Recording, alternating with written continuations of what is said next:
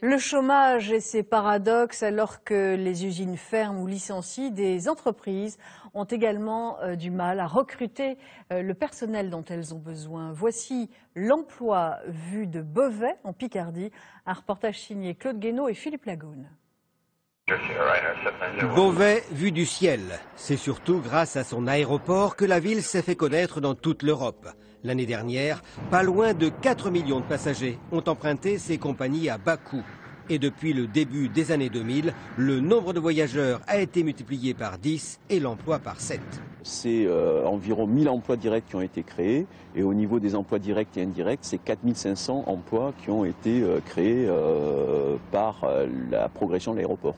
Mais la ville natale de Jeanne Hachette ne profite guère de ces touristes qui filent tout droit sur Paris.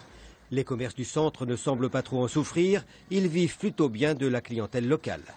Et il n'y a pas que l'aéroport qui embauche. L'usine Massey Ferguson, par exemple, est en pleine expansion. Elle exporte 80% de ses tracteurs. Ses effectifs ont doublé en 10 ans pour atteindre les 2200 salariés. Et à ce stade, elle éprouve quelques difficultés à recruter.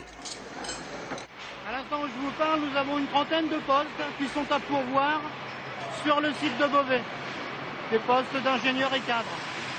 Notre perspective, c'est d'embaucher une centaine de personnes, toutes catégories confondues, au cours de l'année 2013. Bon, c'est bon, Erwan, on va pouvoir lancer... Pour trouver du personnel qualifié, l'entreprise se tourne vers le centre de formation de la métallurgie. Des jeunes CAP, bacheliers ou BTS qui ont pratiquement la certitude de trouver un emploi à la sortie.